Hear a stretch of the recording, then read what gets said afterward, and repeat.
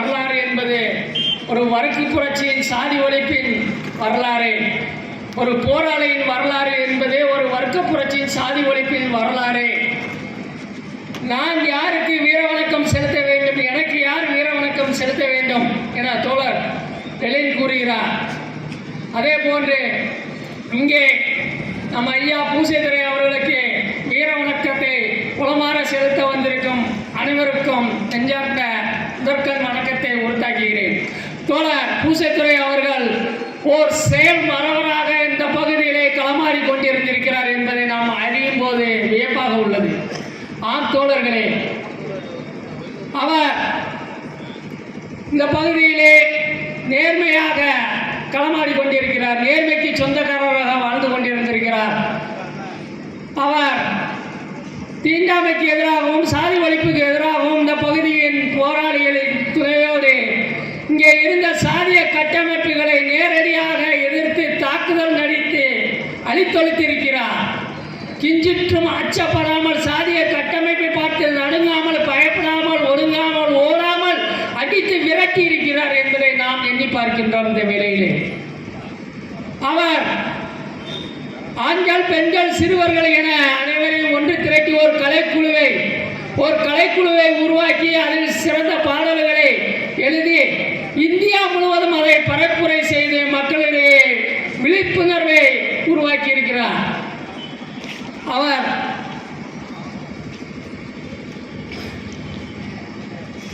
நியாயம் பேசும்போது யாராக இருந்தாலும் சொந்தக்காரராக இருந்தாலும் இருதரப்பும் நியாயமாக விசாரித்து, சரியாக விசாரித்து நியாயத்தை சரியாக வழங்கியிருக்கிறார்கள். கம்யூனிஸ்டுகளை தாக்குவதற்கு இங்கு இருந்த நாடு கட்டமைப்புகள் ஒன்று திரண்டி அணி திரண்ட தயாரான போது தனி ஒரு நபராக அந்த கட்டமைப்புக்குள்ளார ஊடுருவி அவர்களை சிதறடித்திருக்கிறார். கம்யூனிஸ்டுகளை தாக்குவதற்கு தயாராவதற்காக நாடு கட்டமைப்புகள் இங்கே தயாராகும் போது அதற்குள்ளே தனி ஒரு நபராக ஊடுருவி அவர்களை சிதறடித்திருக்கிறார்.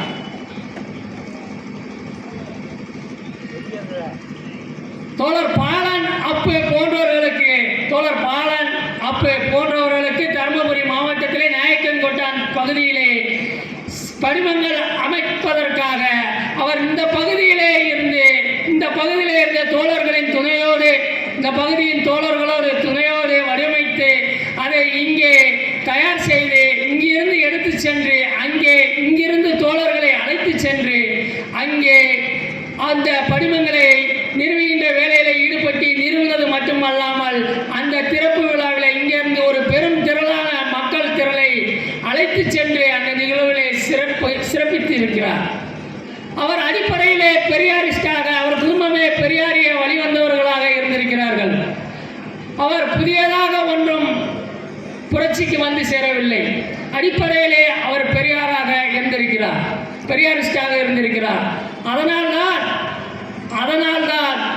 அவர் தனிமனித சுதந்திரம் என்பது, தனிமனித உரிமை என்பது சமூகத்திற்கு எதிராக இருக்கக்கூடாது, எந்த நிலையிலும் சமூகத்திற்கு எதிராக இருக்கக்கூடாது என்ற நிலையிலும் தனிநபர் நலன் சமூகத்திற்கு எதிராக இருக்கக்கூடாது என்ற நிலையிலே தன் நலனை சமூகத்திற்கு எந்த நிலையிலும் எதிராக இல்லாத வகையிலே கட்டமைத்துக் கொண்டு அதில் இருந்து அவர் களமாடி இருக்கிறார்.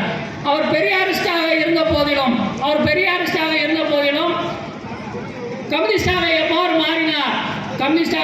மாறினார் என்றால் ஒரு நீண்ட வரலாறு இருக்கிறது தோழர்களே.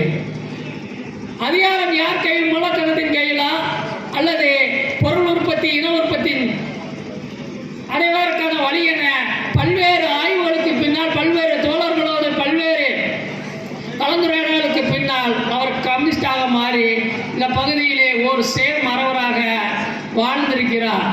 அவருக்கு இந்த வேளையிலே தமிழ் தேசிய மக்கள் விடுதலை கழகத்தின் சார்பில் கலந்து கொண்டு எனது வீரவணக்க உரையை நிகழ்த்துவதில் மிகுந்த பெருமைப்பட்டு எனது உரையை முடித்துக் கொள்கிறேன்.